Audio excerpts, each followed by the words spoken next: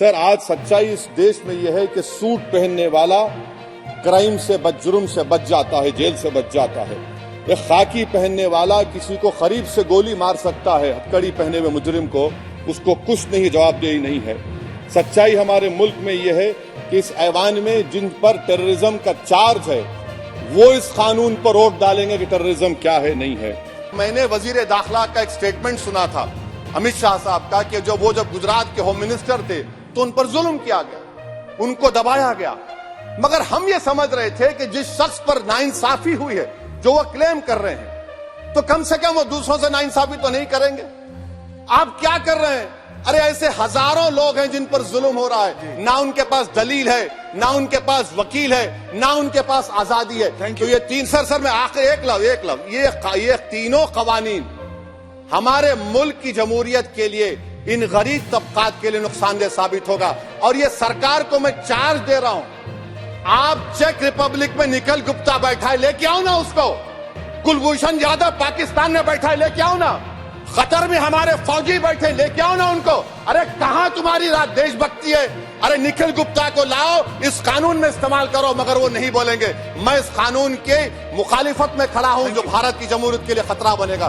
Sir, मुझे ये कहने की इजाजत दीजिए कि अगर आज भगत सिंह को और मोहनदास करमचंद गांधी को ये तीन कवानीन बनाए जाते तो भगत सिंह और मोहनदास करमचंद गांधी कहते कि रोलट एक्ट है, ये तीन कवानीन रोलट एक्ट है। अब हुकूमत को बताना पड़ेगा कि असल मकौले पुत्र कौन है।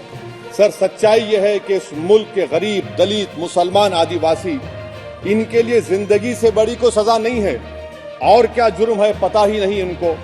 सर, अगर हमको रिफॉर्म करना था, इस्लाह करना था, तो हमको उन प्रोविजंस को निकालना था जो हुकूमत और पुलिस को मनमानी करने की इजाजत देती है।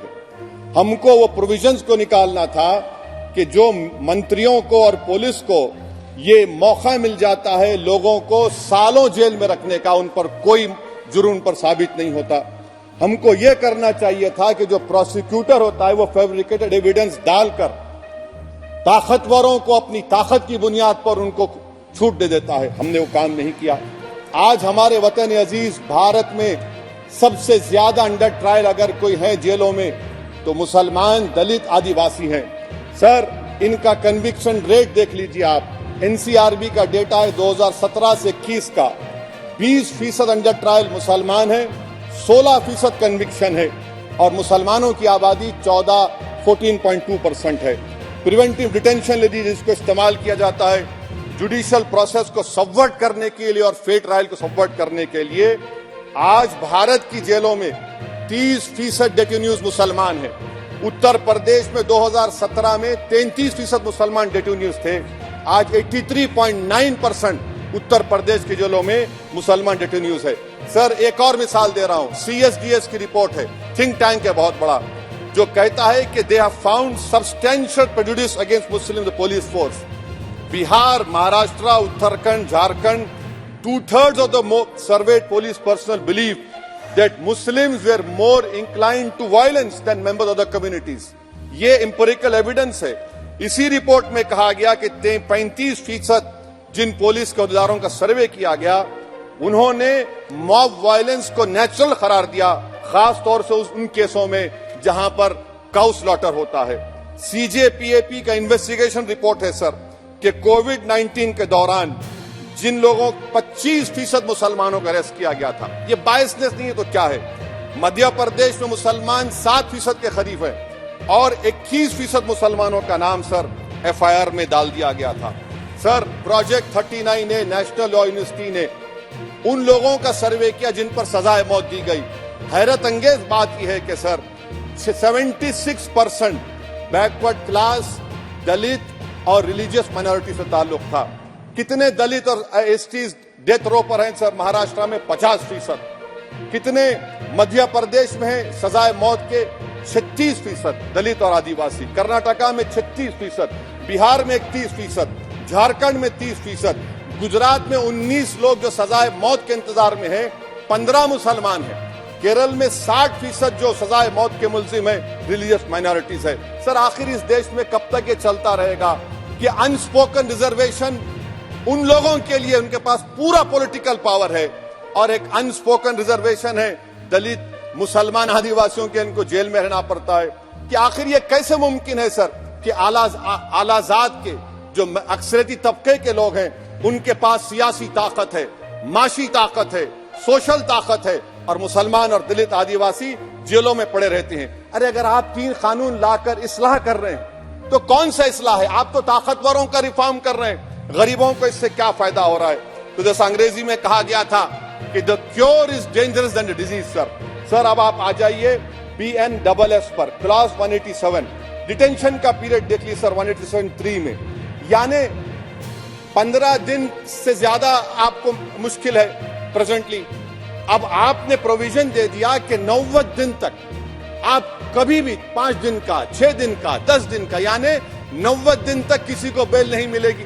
और हैरत अंगेज बात यह है कि UAPA के कानून में जिसको जेल में डाला जाता है UAPA में 30 दिन के बाद एक सुपरिटेंडेंट ऑफ पुलिस को कोर्ट में एफिडेविट देना पड़ता है कि क्यों आप पुलिस कस्टडी ले रहे हैं जेल से। आपने वो भी निकाल दिया। यानी जिस किसी को भी आप इस कानून में अरेस्ट करेंगे, UAPA से ज्यादा मैं 90 दिन जेल में रहूंगा। और कौन रहेगा जेल में? मुसलमान रहेगा, दलित रहेगा, आदिवासी रहेगा, और बेल उसको नहीं मिलेगी। कौन उसको एग्जामिन करेगा? तो discretion of the medical practitioner. अरे आप पुलिस में जब जाते हैं तो पुलिस इतनी खातिर तवाज़ो करती है कि तलवों से लेकर जिस्म तक पूरे निशानात उसके जिस्म पर रहते, और आप कह रहे हैं कि मेडिकल प्रैक्टिशनर डिस्क्रेशन करेगा तो होगा। अब आप आ जाइए सर इसके ऊपर आपको बता रहा हूं सर। अब आप देखिए क्लॉज 187 तो आपके सामने जिक्र कर दिया मैं सर। अब आप देखिए क्लॉज 472 मर्सी पिटीशन, आर्टिकल 79 और 161 का कॉन्स्टिट्यूशन का हिस्सा है, और ये आप कानून लाकर कहती हैं कि उसकी तरफ से मर्सी पिटीशन डालेगा तो कन्विक्ट, लीगल है, अदर रिलेटिव। सर जो सजाए मौत काटेगा वो तो आधा पागल हो जाता है जेल में। आप थर्ड पार्टीज को मौका नहीं दे रहे। ये कौन सा इंसाफ है बताइए आपका? ये कौन सा इंसाफ है आपका? और श्रीकांत दुबे, आप पर जब केस लगा, आपने कहा कि आपकी गाड़ी पर हमला हुआ, मैं जानता हूं। आप पर तो एक सेक्शन नहीं लगा, कई सेक्शन आप पर लगा दिए गए, तो फिर मुझे बेल नहीं मिलेगी। ये क्या कर रहे हैं आप? किस लिए कर रहे हैं आप अंदाजा भी लगा रहे भाई आज आप वहां बैठे, कल आएंगे इंशाल्लाह, फिक्र मत करिए।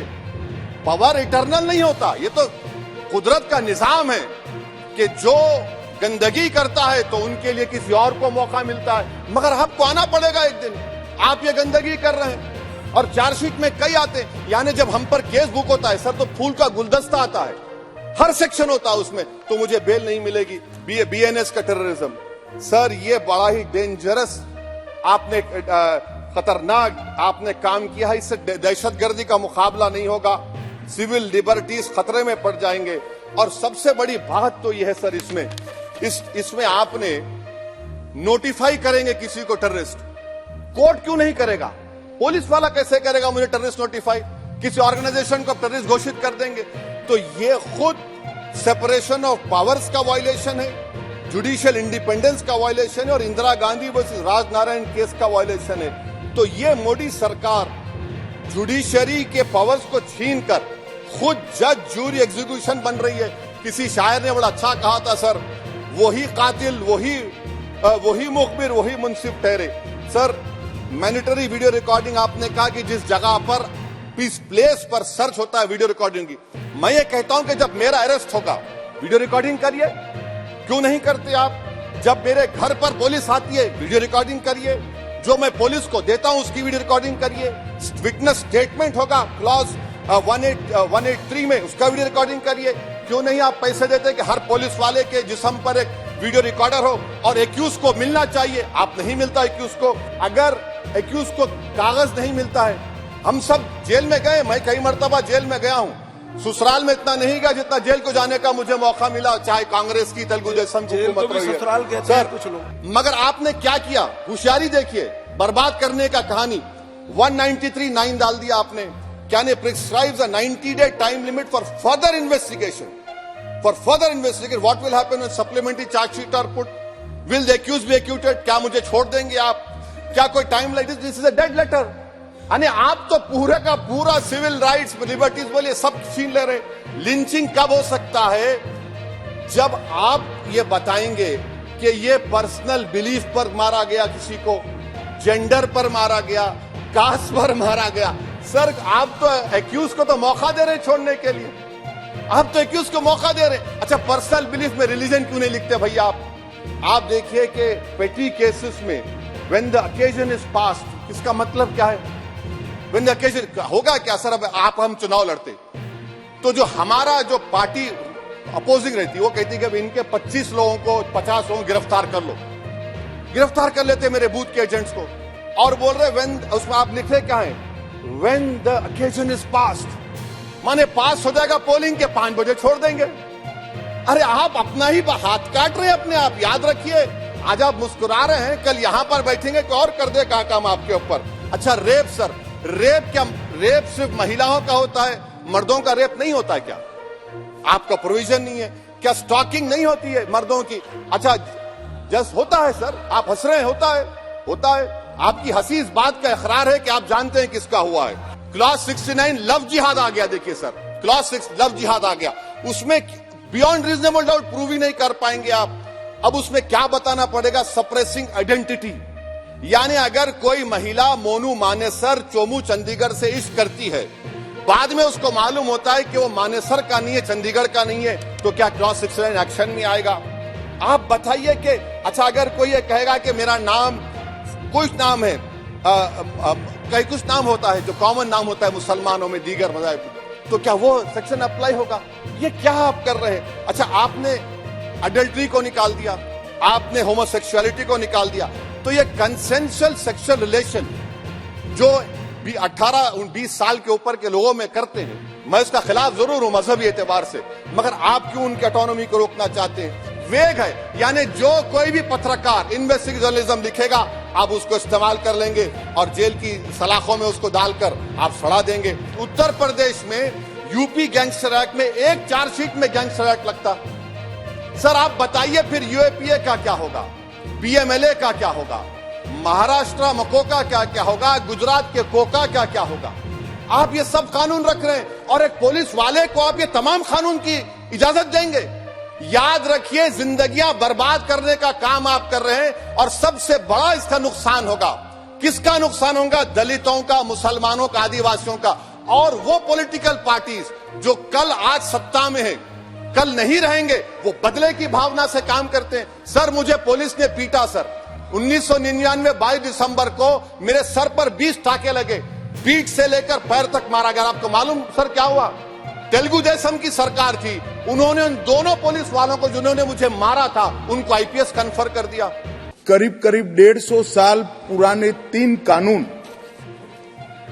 जो हमारी क्रिमिनल जस्टिस सिस्टम, आपराधिक न्याय प्रणाली को गवर्न करते हैं, वो तीनों कानूनों में पहली बार मोदी जी के नेतृत्व में भारतीयता, भारतीय संविधान और भारत की जनता का चिंता करने वाले बहुत आमूलचूर परिवर्तन लेकर मैं आया हूं। कुछ लोग, ओवैसी साहब हो या कोई 1-2 और है, जिनकी चिंता ही ऐसी है जो समाप्त नहीं की जानी चाहिए।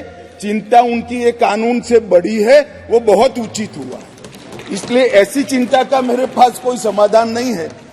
मोदी जी ने प्रधानमंत्री बनने के बाद गुलामी की मानसिकता और गुलामी के सारे चिन्ह इस देश में से जल्दी मिट जाए और नए आत्मविश्वास के साथ महान भारत की रचना का रास्ता प्रशस्त हो, इस पर आग्रह रखा। उन्होंने लाल किले की प्राचीर से कहा, मान्यवर, उन्होंने कहा कि कॉलोनियल कानूनों से जल्दी इस देश को मुक्ति मिलनी चाहिए, कि ये कानून इस देश के नागरिकों के लिए नहीं बने थे, कानून अंग्रेजों की राज की सुरक्षा के लिए। तो पहली बार हमारे संविधान का जो स्पिरिट है, वो स्पिरिट के हिसाब से कानून अब मोदी जी के नेतृत्व में बनने जा रहा है। मुझे गौरव है कि तीनों कानूनों को 150 साल के बाद बदलने का और वो बिल को पायलट कर इस सदन में लाने का गौरव मुझे प्राप्त हुआ है। मान्यवर, जो कहते थे कि हम नहीं समझते हैं, मैंने कहा कि अगर मन खुला रखोगे और मन भारतीय रखोगे तो समझ में आ जाएगा, मन अगर इटली का है तो कभी समझ में नहीं आएगा। मान्यवर, मन का सवाल होता है, भाषा का सवाल नहीं होता है।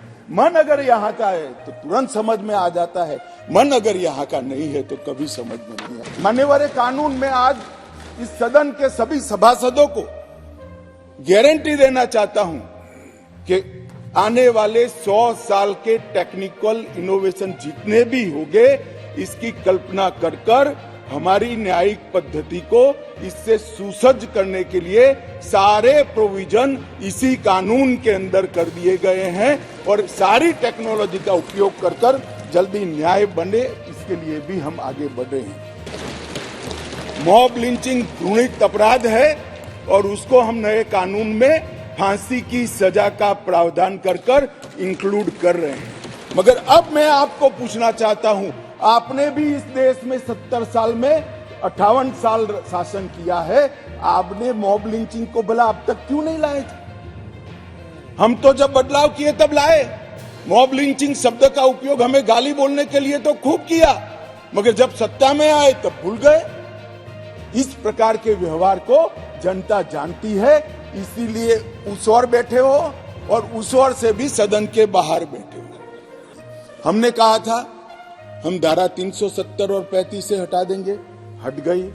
हमने वादा किया था आतंकवाद, उग्रवाद और के खिलाफ जीरो टॉलरेंस की नीति सरकार बनाएगी और सुरक्षा कर्मियों को फ्री हैंड देंगे, हमने दिया। इसके कारण 3 हॉटस्पॉट जम्मू कश्मीर, वामपंथी उग्रवादी क्षेत्र और उत्तर पूर्व में हिंसक घटनाओं में 63% की कमी आई है और मृत्यु में 73% की कमी आई है। हमने मान्यवर कहा था कि अयोध्या में जितना हो सके उतना जल्दी राम मंदिर बनाएंगे और 22 जनवरी को वहां पर राम लल्ला विराजमान होंगे। नरेंद्र मोदी सरकार, हमने कहा था संसद और विधानसभा में महिलाओं को 33% आरक्षण देंगे। कांग्रेस पार्टी कई बार पावर में आई, तिथियां निकालती रह गई, हमने दे भी दिया और सर्वानुमत से देकर इस देश की मातृशक्ति को हमने सम्मानित करने। नरेंद्र मोदी जी ने ऐतिहासिक निर्णय किया है कि राजद्रोह की धारा 124 को पूर्णतया समाप्त, इसको हटाने का काम किया। अभी ओवैसी साहब हंस रहे हैं। ओवैसी साहब, मैं भी थोड़ा साइकोलॉजी पढ़ा हूं, विज्ञान का विद्यार्थी हूं। फिर इनके मन में है कि आपने बदल कर रख दिया। मान्यवर, मैं कहना चाहता हूं, हमने राजद्रोह की जगह देशद्रोह की स्थिति रखी। अब ये देश आजाद हो चुका है, लोकतांत्रिक देश है, शासन की टीका तो कोई भी कर सकता है, किसी को भी करने का अधिकार है। इसके लिए इस देश में अब किसी को जेल में नहीं जाना पड़ेगा, चाहे हमारा शासन। मैं फर्क समझाता रहा हूं, जो बड़े कटाक्षमय तरीके से ओवैसी साहब हंस रहे इसलिए।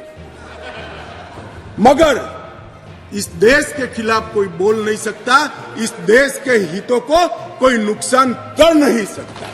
इस देश के झंडे, इस देश की सीमाएं, इस देश के संसाधनों के साथ अगर कोई खिलवाड़ करेगा तो निश्चित रूप से उसको जेल में जाए और जेल में जाना चाहिए। मानिए, ये हमारी सरकार का थ्रस्ट है।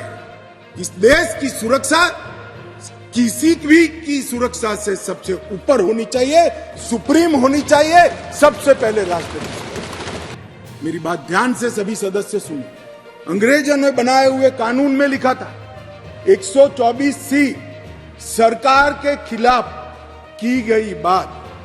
BNS धारा 152 जो इसकी जगह आई है, भारत की संप्रभुता, एकता और अखंडता को तोड़ने वालों पर इस धारा का उपयोग है। वहां सरकार शब्द प्रयोग है, यहां देश है, भारत शब्द प्रयोग है। IPC में आसन या प्रयोजन की बात नहीं की थी।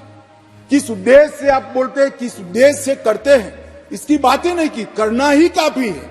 हमने इसमें देशद्रोह की डेफिनेशन में आशय की बात करी है, उसका उद्देश्य क्या है, उसका आशय क्या है, इसका महत्व है। अगर उद्देश्य देशद्रोह का है तो इसको कठोर से कठोर दंड मिलना चाहिए, और उद्देश्य अगर शासन का विरोध करना है तो उसको दंड नहीं मिलना चाहिए, उसको वाणी स्वतंत्रता का अधिकार है। अब घृणा और अवमानना, शासन की अवमानना, शासन की घृणा करना, तिरस्कार करना, इसको हटाकर हमने शब्द प्रयोग क्या किया है, सशस्त्र विद्रोह, विध्वंसक गतिविधियां और अलगाववादी गतिविधियां शब्द प्रयोग। और अगर कोई कहता है सशस्त्र विद्रोह, बम धमाके, गोलीबारी और विध्वंसक प्रवृत्ति करने के बाद भी कोई जेल में नहीं जाना चाहिए, तो मैं इस विचार से इत्तेफाक नहीं रखता हूं।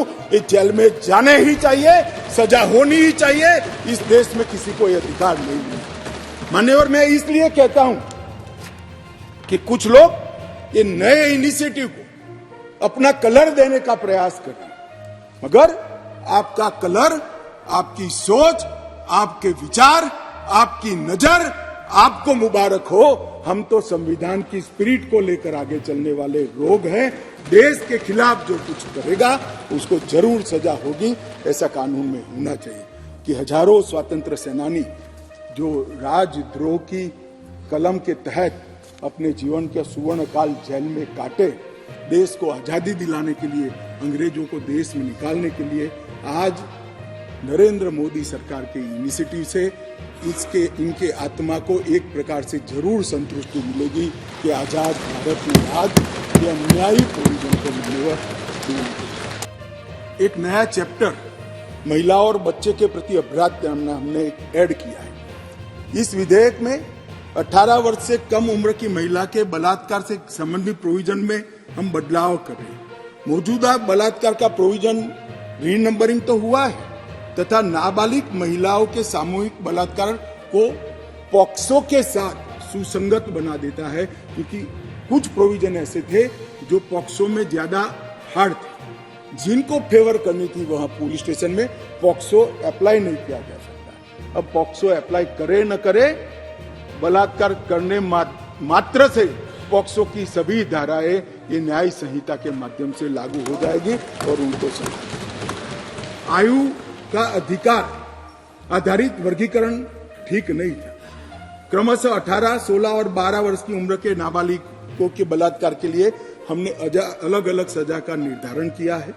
18 वर्ष से कम आयु की बच्चियों के मामले में आज जीवन कारावास और मृत्यु दंड का प्रावधान हमने किया है। मान्यवर, उनको फांसी की सजा। गैंग रेप के मामलों में 20 साल की सजा या जिंदा रहने तक की सजा का प्रावधान किया है, और 18 वर्ष से कम उम्र की स्त्री के साथ बलात्कार में फिर से फांसी की सजा को हमने यहां पर रखा है। मान्यवर, बलात्कार की परिभाषा के तहत भी एक एनोमली थी। सहमति से बलात्कार में 15 वर्ष की जो आयु डाली थी उसको बढ़ाकर हमने 18 साल किया है। तो 18 साल से कम आयु की बालिका के साथ कोई भी कुछ करेगा तो माइनर रेप के दायरे में घुस जाएगा। जेंडर न्यूट्रल कानून बना है। कई जगह पे कई सारी चीजें छूट गई थी। लड़के और लड़कियों के व्यापार जो एक घृणित अपराध है, इसमें सिर्फ लड़कियों का जिक्र था, वहां लड़कों को भी डाल दिया गया है। और आईपीसी की धारा 366A में भी नाबालिग लड़की के साथ बच्चे का भी जिक्र कर इसको जेंडर न्यूट्रल बनाने का हमने प्रयास किया है। मान्यवर, आतंकवादी कृत्य को इतने सालों के बाद 1 लाख से ज्यादा लोग आतंकवाद की बलि पर चढ़ने के बाद 75 साल के बाद पहली बार आपराधिक न्याय कानूनों में जगह देने का काम नरेंद्र मोदी सरकार को। हमारा वादा था मान्यवर इस देश की जनता को कि हम आतंकवाद के खिलाफ जीरो टॉलरेंस की नीति रखेंगे, और आतंकवाद की व्याख्या ही नहीं थी। कुछ सांसदों ने, मैं बाद में जवाब देता हूं, कहा है कि यूएपीए में है, मगर जहां उनके प्रभाव वाली सरकारें थी वहां यूएपीए को लगाते नहीं थे। आतंकवादी कृत्य कर सादे गुना की सजा में निकल जाते थे।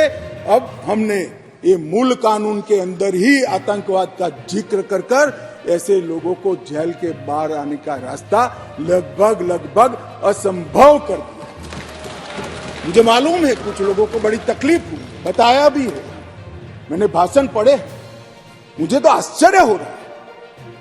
इस देश के कानून में आतंकवाद को रोकने की धारा है और इस सम्मानीय सदन का कोई व्यक्ति उसको मानव अधिकार के नाम से विरोध करे। आतंकवाद ही मानव अधिकार का सबसे बड़ा हनन करता है।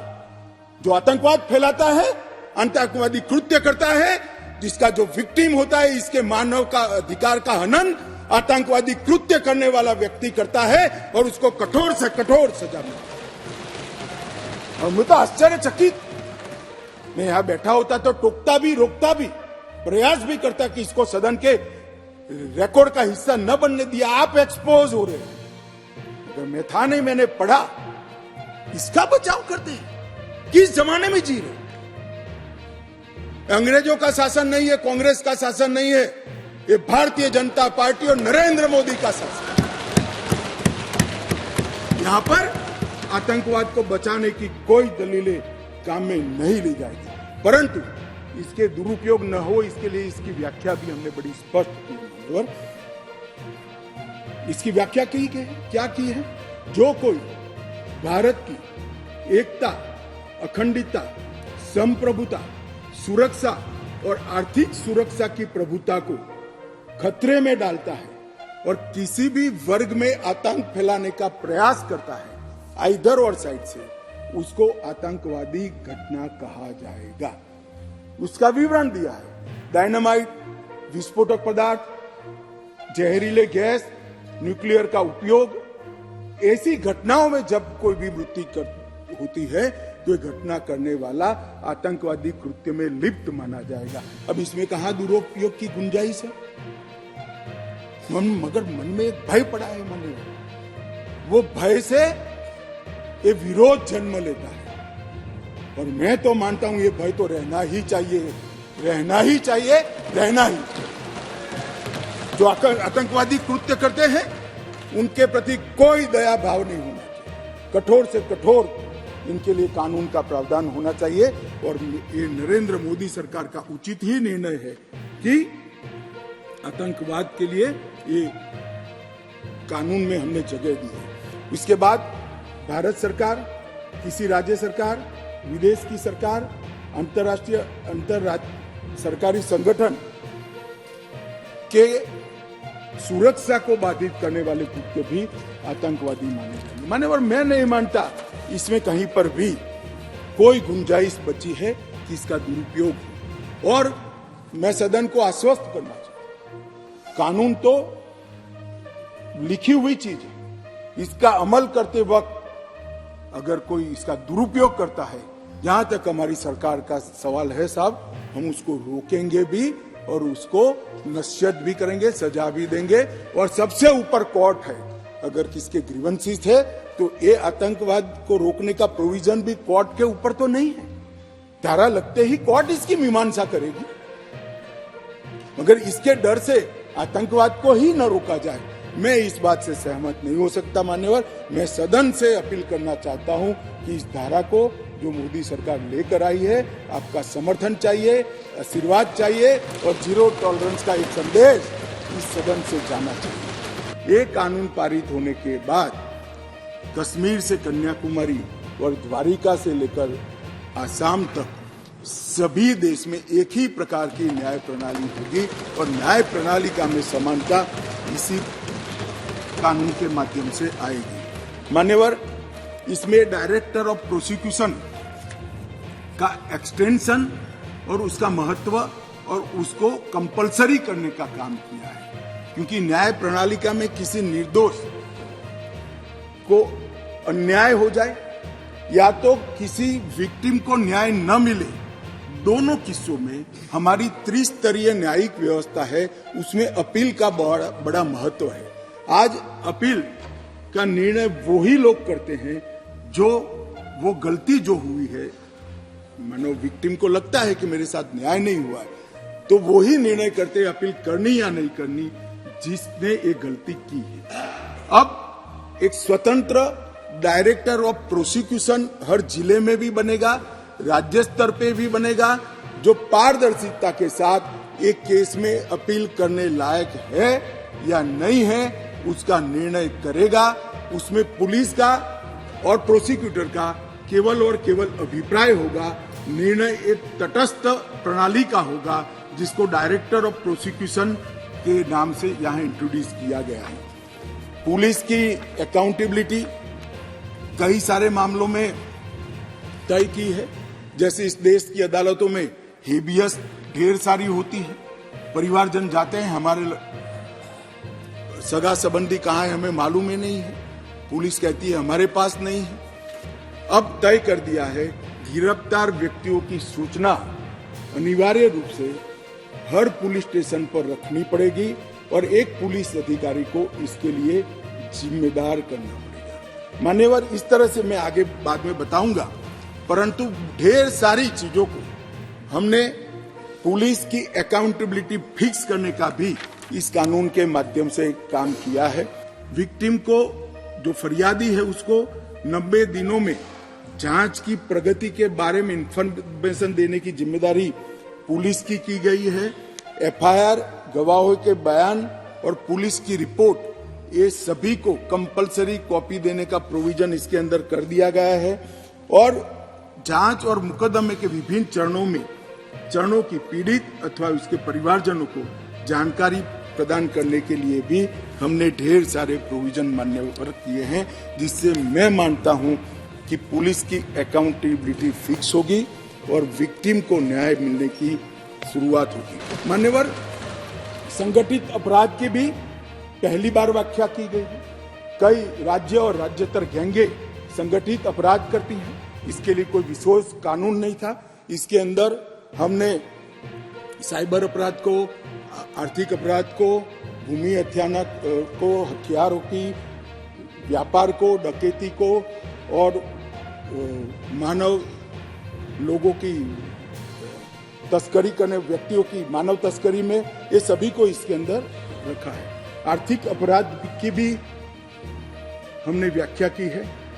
करेंसी नोट, बैंक नोट, सरकारी स्टैंप का कुटकरण, हवाला व्यवहार और बड़े पैमाने पर वित्तीय कपट और आर्थिक व्यवस्था को तोड़ने के सभी प्रयास, इसको भी आर्थिक अपराध की व्याख्या की तरह पहली बार लाने का काम नरेंद्र मोदी जी कर रहे हैं। और इससे मुझे लगता है कि न्यायपालिका का काम काफी सरल हो जाएगा। मान्यवर, एक मैं स्पष्टीकरण करना चाहता हूं कि गैर इरादतन हत्या जो थी, अकस्मात जिसको कहते हैं, इसमें हमने दो हिस्से किए। अकस्मात तो किसी भी व्यक्ति से किसी भी स्थिति में हो सकता है। एक गाड़ी चलाता रहे एक व्यक्ति और रास्ते में कोई भी बेध्यान हुआ या कोई रश कर आ गया और अकस्मात हो गया। अकस्मात करने के बाद वो व्यक्ति स्वयं उसको पुलिस स्टेशन या तो हॉस्पिटल ले जाता है, तो इसके लिए कम सजा का प्रावधान किया है। और हिट एंड रन केस, मरता हुआ छोड़कर कोई भाग जाता है, तो इसके लिए हमने 10 साल की सजा का प्रावधान किया। और मैं मानता हूं कि इससे हिट एंड रन के केस में काफी कमी आएगी। पर ये करते करते जो डॉक्टरों की नेग्लिजेंसी से अगर किसी की मृत्यु आती है, तो वो भी गैर इरादतन हत्या में आ जाती है, इसकी भी सजा बढ़ गई। तो हमने इसको एक, मैं आज ऑफिशियल अमेंडमेंट लेकर आऊंगा, डॉक्टरों को इससे मुक्त कर दिया है। इंडियन मेडिकल एसोसिएशन ने मेरे सामने रजूआत करी थी, हमने इसको मुक्त करने का प्रावधान किया। मान्यवर, मॉब लिंचिंग का नया प्रावधान हम लेकर आए हैं। मान्यवर, एक आतंकवादी कृत्य के लिए एक ही जगह गुना रजिस्टर हो गया, करने वालों को डरने की जरूरत नहीं है। 2 कानून अप्लाई नहीं होंगे, मगर कई जगह पे आतंकवादी कृत्य होने के बाद यूएपीए लगाते नहीं है। और सीआरपीसी में आज तक आतंकवाद की व्याख्या ही नहीं थी और बचकर निकल जाते थे। उनके बचने के सारे रास्ते इस कानून के माध्यम से हमने बंद कर दिए। और मुझे मालूम नहीं पड़ता इसमें आपत्ति क्या है। आपत्ति सिर्फ संसद में रखनी नहीं चाहिए, इसके आशय भी बताने चाहिए। ये आपत्ति दर्ज कर हम किसको बचाना चाहते हैं? मान्यवर, बीएनएस के 69 के खंड में पहचान छिपाने का दुरुपयोग किया जा सकता है, ऐसा एक आशंका व्यक्त किया। मैं इसके लिए कहा कि उन महिलाओं को सुरक्षा प्रदान की गई है जो शादी के झूठे वादों की वजह से व्यक्ति की पहचान छिपाना चाहते। इसमें और कोई बच नहीं पाएगा। मैं सदन को आश्वस्त करना। मान्यवर, एक आया कि दया की याचिका मामले में थर्ड पार्टी को अधिकार देना चाहिए। मैं बिल्कुल खिलाफ हूं। अगर जिस व्यक्ति ने गुनाह किया है उसको अपने गुनाह का एहसास ही नहीं है, पछतावा ही नहीं है, तो दया शब्द पर इसका कोई अधिकार नहीं है। जिसको गुनाह कर अगर पछतावा नहीं होता है उसको दया का कोई अधिकार नहीं है। दया का अधिकार उसी का बनता है जो बाद में बोली हरसिमरत बहन, मैं समझ रहा हूं आप क्या कहना चाहते हैं। दया का अधिकार उसी को बनता है जो अपने कृत्य को से पछतावा करता है। कोई व्यक्ति आतंकवादी कृत्य करेगा और जेल में जाएगा और फिर कहेगा कि मैं तो नहीं मांगता, मेरी मन स्वीकारने के लिए तैयार नहीं है, मैंने कृत्य किया, और इस पर दया की जाए, मैं सहमत नहीं। सब ऐसा कभी नहीं हो सकता। एक बीएनएसएस के खंड 479 में विचाराधीन कैदियों के संदर्भ में कहा गया, मगर उसमें तो हम बहुत प्रगतिशील प्रोविजन लेकर आए, उल्टा जल्दी छूट जाएंगे वो, क्योंकि 21 सजा होते ही उनको जमानत देने का हमने प्रोविजन किया है, जो पहले कानून में नहीं था। और उसके पहले कोर्ट तो दे ही सकती है जमानत। दूसरा है वीडियोग्राफी के प्रयोजन केवल तलाशी तक क्यों है, गिरफ्तारी और पुलिस बयान दर्ज करने के। भाई, हम सबको मालूम है पुलिस का बयान वो आरोपी के खिलाफ कभी उपयोग नहीं किया जा सकता। वो 161 का बयान होता था। कोर्ट में दिया हुआ बयान ही आरोपी के खिलाफ लिया जाता है, इसलिए इसमें पुलिस के बयान को नहीं रखा है। डिस्चार्ज एप्लीकेशन करने के लिए अलग अलग समय सीमा उचित नहीं है, ये थोड़ा मिसअंडरस्टैंडिंग है। खंड 250 और 262 अलग अलग प्रकार के ट्रायल के लिए ओएसडी सेशन कोर्ट में ट्रायल केस के मजिस्ट्रेट द्वारा सेशन कोर्ट में कमिट होने के बाद जो शुरू होता है, इसके लिए खंड 250 है, और मजिस्ट्रेट के द्वारा जो ट्रायल होता है इसके लिए खंड 262 है। तो दो अलग अलग ही है।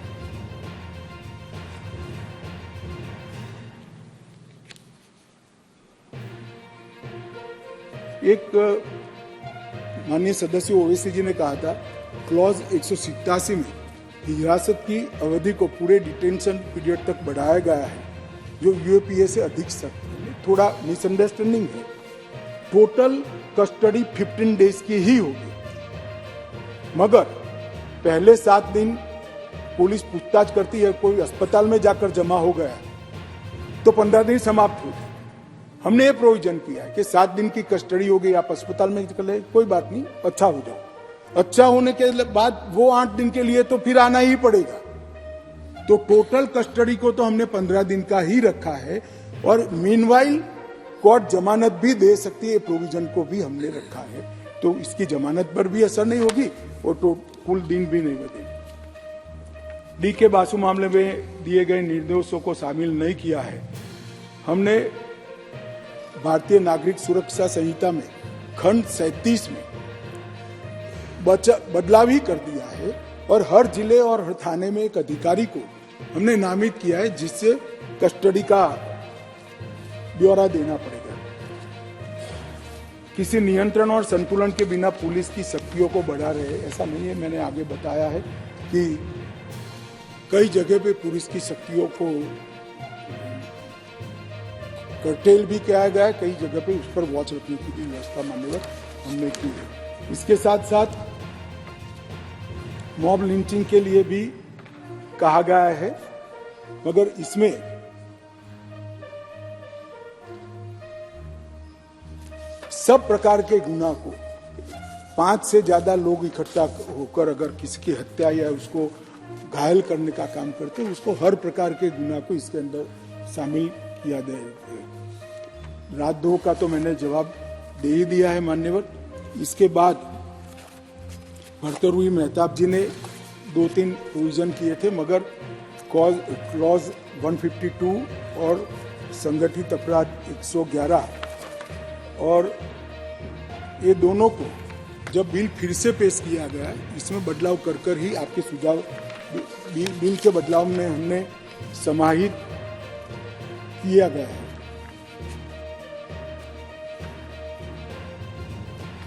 और दूसरा उन्होंने कहा फॉल्स और मिसलीडिंग शब्दों का सवाल है उसमें, इसको मैं मानता हूं कि गलत सूचना फैलाने के मामले को भी इसके अंदर समाहित करना चाहिए। उस दृष्टि से हमने इसको समाहित किया है मान्यवर। और एक प्रकार से इसके दुरुपयोग न हो, इसके लिए भी हमने ढेर सारे प्रोविजन और चेक बैलेंस इसके अंदर रखने का प्रयास किया है। हरसिमरत बहन ने पुलिस हिरासत के बारे में कहा, इसका मैंने जवाब दे ही दिया है। पुलिस स्टेट बन जाएगा, कोई पुलिस स्टेट हमारे शासन है तब तक नहीं बनेगा। मैं पूरे सदन को आश्वासन देना चाहता हूं, पुलिस स्टेट से बाहर आने के लिए कानून आए हैं, पुलिस स्टेट बनाने के लिए ये कानून नहीं आए। मान्यवर 2-3 मैं ऑफिशियल अमेंडमेंट भी ला रहा हूं, तो ये तीनों कानून में द्वितीय शब्द इसलिए दिया गया है कि एक ही प्रकार के नाम के 2 बिल 1 साल के अंदर पेश नहीं हो सकते थे, तो टेक्निकल संसदीय प्रणालिकाओं के कारण करना पड़ा है।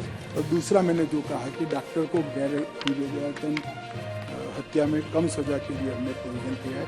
ये तीनों प्रोविजन को भी मैं लेकर आई हूँ मान्यवर। मैं निश्चित रूप से मानता हूँ कि भारतीय न्याय संहिता, भारतीय नागरिक सुरक्षा संहिता और भारतीय साक्ष्य अधिनियम, ये तीनों बिल कानून बनने के बाद आज से 100 साल तक, कम से कम 100 साल तक जितने भी टेक्नोलॉजी आएगी, ये टेक्नोलॉजी को इस कानून के तहत समाहित करने के कानूनी प्रावधान होंगे। मान्यवर, फॉरेंसिक साइंस को इतनी कठोरता के साथ, इतनी दृढ़ता के साथ कानून में जगह देने वाला एकमात्र देश हमारा भारत बनने का। मान्यवर, जो ब्रिटिश राज की, ब्रिटिश काल की गुलामी के सारे चिन्ह समाप्त कर कर ये संपूर्ण भारतीय कानून अब बनने जा रहे हैं। और हमारे संविधान का जो स्पिरिट, हमारे संविधान का जो स्पिरिट है, सबके साथ न्याय, और भारतीय अवधारणा दंड और न्याय की है, इसके आधार पर, इसके बेसिस पर ये कानून बनने जा रहे हैं। मैं आपके माध्यम से सदन के सभी सदस्यों का आशीर्वाद मांगता हूं कि इसमें आप सहमति दीजिए। और मोदी जी का एक और वादा आज इस कानूनों के माध्यम से देश की जनता को दिया पूरा होने जा रहा है, इसको आपका